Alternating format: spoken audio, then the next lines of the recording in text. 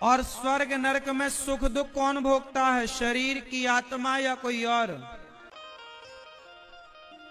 स्वर्ग नरक जाता कौन है, शरीर, आत्मा या कोई और? कौन जाता है?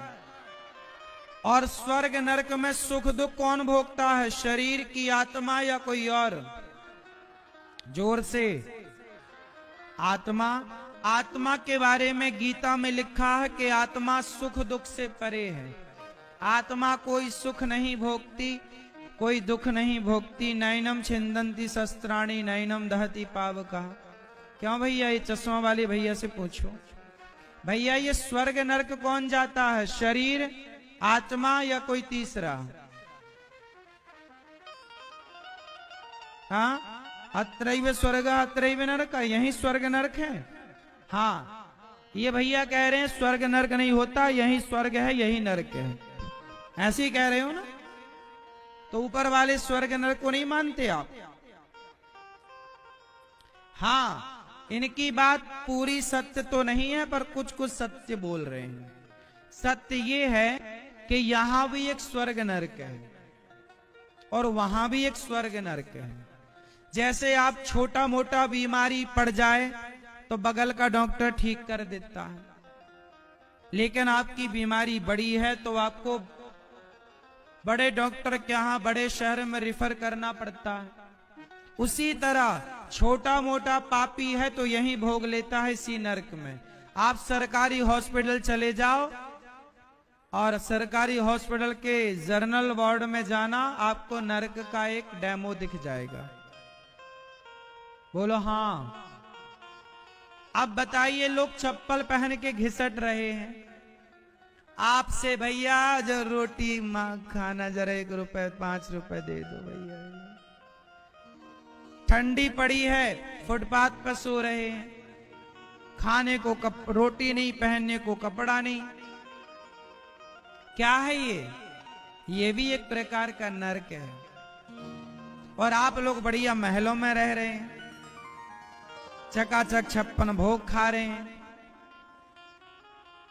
पानी भी उठा के नहीं पीना पड़ता, लोग पानी देते हैं, सब काम हो रहा है। मतलब आप स्वर्ग की तरह अनुभव कर रहे हैं। आपके घर में सारी सुख सुविधाएं हैं तो ऐसा लगता है हम स्वर्ग में हैं।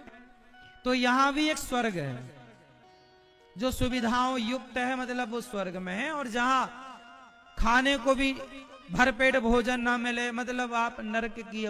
बीमार पड़ा है, बिस्तर पर मलमूत्र कर रहा है, क्या है वो? क्यों भैया? सालों से कोई आदमी बिस्तर पर मलमूत्र कर रहा है, क्या है वो? वो नरक है, वो नरक का डेमो है। लेकिन संतोष केवल ये मत कर लेना कि यही है, इसके आगे भी है। अच्छा ये बताओ, बात तो ये है ना कि नरक स्वर्ग भोगेगा कौन? शरीर तो यहीं जल के खत्म आपके सामने। आत्मा सुख दुख भोगती नहीं, गीता में स्पष्ट लिखा है। अब आत्मा सुख दुख नहीं भोगती, शरीर यहीं जल जाता है, तो ये बताओ स्वर्ग नरक का सुख दुख कौन भोगेगा? क्यों भैया चश्मा वाले? स्वर्ग में कौन जाता है? शरीर।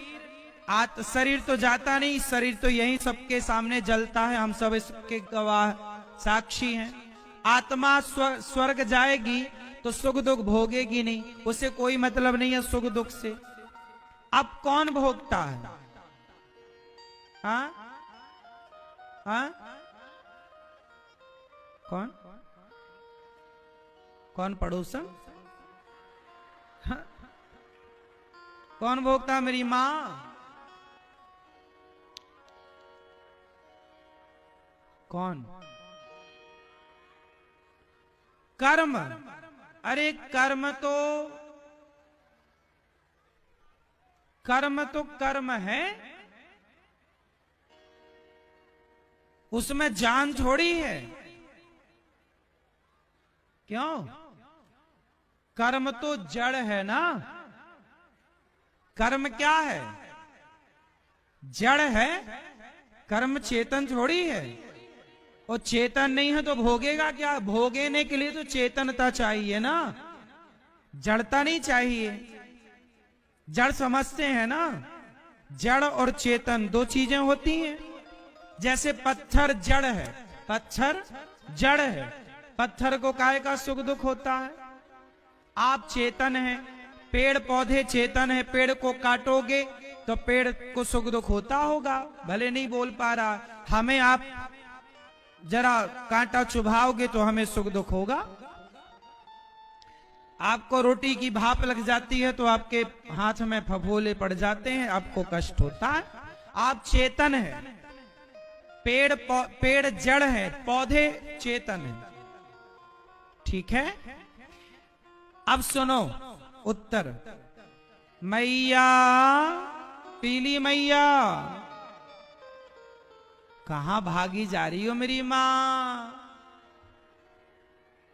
सुनो, ये बताओ आपके शरीर कितने हैं?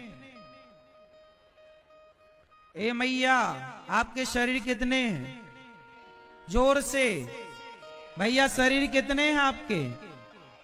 जोर से मैया, शरीर कितने हैं आपके? पीछे वाले भैया, शरीर कितने हैं आपके? हम सबके पास 3 शरीर होते हैं। हाँ, 3। सुनो,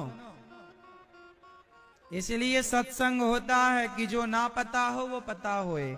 हम आपको वही बताएंगे 7 दिन जो आपको नहीं पता। कोशिश करेंगे कि आपको वो चीजें पता हो जो यथार्थ हैं। सुनो, हमारे शरीर कितने हैं? जोर से। पहले शरीर का नाम है स्थूल, ये बैठा है। कौन सा शरीर है? एक शरीर होता है जिससे आप सपना देखते हो। जब आप सपना देखते हो तो एक शरीर बिस्तर पर सोया होता है और सपने में आप हरिद्वार जाते हो, सपने में आप वृंदावन जाते हो। तो बताओ, जब आप सपने में गए तो शरीर तो वहां भी है ना, सपने में आपकी आंख भी है, पांव भी है, पेट भी, आप हंस भी रहे हैं सपने में, रो भी रहे हैं, भाग भी रहे हैं। तो एक शरीर बिस्तर पर है और एक शरीर स्वप्न को देख रहा है। तो स्वप्न को देखने वाला शरीर कौन है? वही है सूक्ष्म शरीर। कौन सा शरीर है? बोलो जोर से मैया। जो स्वप्न को देखने वाला शरीर है उस शरीर का नाम क्या है? सूक्ष्म शरीर। कौन सा शरीर? हाँ, एक तीसरा शरीर होता है जिसे कारण शरीर कहते हैं। कारण मतलब जिस कारण से आप स्त्रियां बनी, जिस कारण से ये पुरुष बने, जिस कारण से ये कुत्ता बना, जिस कारण से ये बिल्ली बनी। मतलब आप कुत्ता नहीं बने, मनुष्य बने, और वो बिल्ली बिल्ली बनी, मनुष्य नहीं बनी। तो कोई तो कारण रहा होगा, तब ना वो कुत्ता बना, तब ना आप स्त्री बनी, तब ना ये पुरुष बना। क्या बिना कारण के कोई कार्य होता है? उत्तर दो। क्या बिना कारण के कार्य होता है? आप कहीं जा रहे हैं तो जाने का भी कारण होता है। भाई, जाने का कारण क्या है? कोई तो आप यहां आए ना, यहां आए तो कारण था, कथा सुनने जा रहे हैं। क्यों मेरी मां? तो वो है कारण शरीर। किस कारण में मनुष्य बना, किस कारण आप मनुष्य बने, किसी कारण बने। वो कारण हमें नहीं पता, ईश्वर को पता, पर है कारण। क्यों जी? बात सही है कि गलत है? तो एक शरीर कारण शरीर है, एक शरीर स्थूल शरीर है जो बैठा है, और तीसरा शरीर कौन सा है? जोर से। जिससे आप सपना देखते हो। स्वप्न का दृष्टा कौन है? जोर से बोलो मेरी मां। स्वप्न का दृष्टा कौन? सूक्ष्म शरीर। अब सुनो, जब आप मरते हो ना तो चिता पे शरीर जल जाता है। सूक्ष्म शरीर जो है, सूक्ष्म शरीर कितनी चीजों से मिलकर बना है? अब वो सुनो, सूक्ष्म शरीर कितनी चीजों से मिलकर बना है? तो सुनो, 4 चीजों से मिलकर सूक्ष्म शरीर बनता है। अच्छा, आपका ये शरीर कितने तत्वों से मिलकर बना है? स्थूल 5 कौन कौन से गिनाओ जरा? पृथ्वी, जल, वायु, अग्नि, आकाश। 5 चीजों से यह शरीर बनता है जो यहीं जल जाता है।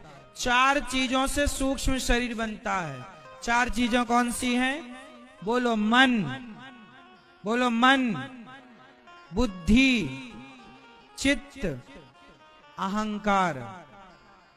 इन चारों के जिसे अंतःकरण चतुष्टय कहते हैं। क्या बोलते हैं? अंतःकरण चतुष्टय। तो ये मन, बुद्धि, चित्त, अहंकार, इन चारों के समूह को सूक्ष्म शरीर कहते हैं। जब आप सोते हो ना, तो आपका शरीर सोता है पर मन नहीं सोता। मन ही तो गया था हरिद्वार, मन ही तो गंगा नहा के आ गया, जिससे आप कहते हैं आज मैंने सपने में देखा कि मैं हरिद्वार गया, आज मैंने सपना देखा कि मैं वृंदावन गया। तो सपने में गए कौन गया? मन गया। मन के संग बुद्धि गई, चित्त गया और अहंकार गया। अहंकार ही आपका बोध करा। अहंकार मतलब देखो, 2 प्रकार के अहंकार होते हैं। एक ये वाला अहंकार होता है, मैं ये, मैं वो, मैं, जो कि अहंकार गलत है। लेकिन एक अहंकार है जिससे आपको आपका पता चलता है। अब ये विषय थोड़ा कठिन है, भागवत जी का विषय है, बहुत कठिन विषय है, पर आप समझ पाओ ना समझ पाओ, कहो तो मैं समझाऊं। आ रही समझ में कुछ कि सिर के ऊपर से जा रहा सब? कोशिश मैं करता हूं कि आपको बिल्कुल सरल से सरल भाषा में समझाऊं, ताकि आप बिल्कुल कठिन चीजें हैं पर आप समझ पाए। सुनो, अहंकार एक तो वो वाला होता है, मैं ये, मैं वो, ये अहंकार रॉन्ग है, गलत। लेकिन एक अहंकार होता है जो गुड अहंकार होता है। कौन सा अहंकार? जैसे आपका नाम क्या है मैया, चश्मा वाली मैया? नीलम। अब ये नीलम इनका नाम है। जरा आपकी आंख कहाँ है? जरा इशारे से बताओ आंख, और कान पे हाथ रखो। ये जो कह रही हैं कि मेरे कान ये, मेरा आंख ये, क्यों? इनके भीतर अहंकार है। कौन सा? गुड वाला अहंकार। वो अहंकार ही तो कह रहा है कि ये नीलम है। यदि वो अहंकार शून्य हो जाए तो ये पागल हो जाएंगी। जो लोग पागल हो जाते हैं उन्हें पूछो कि तुम कौन हो, है। उनके भीतर का अहंकार शून्य हो गया। कौन सा? ये गुड अहंकार। रॉन्ग अहंकार जो है वो नहीं होना चाहिए। जो जिस अहंकार से ये पता चलता है कि मैं अनिरुद्धाचार्य हूं, मैं फलाने का बेटा हूं, चलती है और उस सूक्ष्म शरीर में प्रवेश कर जाती है। और यमदूत जिसे पकड़ कर ले जाते हैं, वो यमदूत जिसे पकड़ कर ले जाते हैं वो होते हैं सूक्ष्म शरीर। कौन सा शरीर? सूक्ष्म शरीर ही जाता है स्वर्ग, सूक्ष्म शरीर ही जाता है नरक, और सूक्ष्म शरीर ही पाप और पुण्य का फल भोगता है। क्या भोगता है मेरी मां? पाप और पुण्य का, जोर से, फल।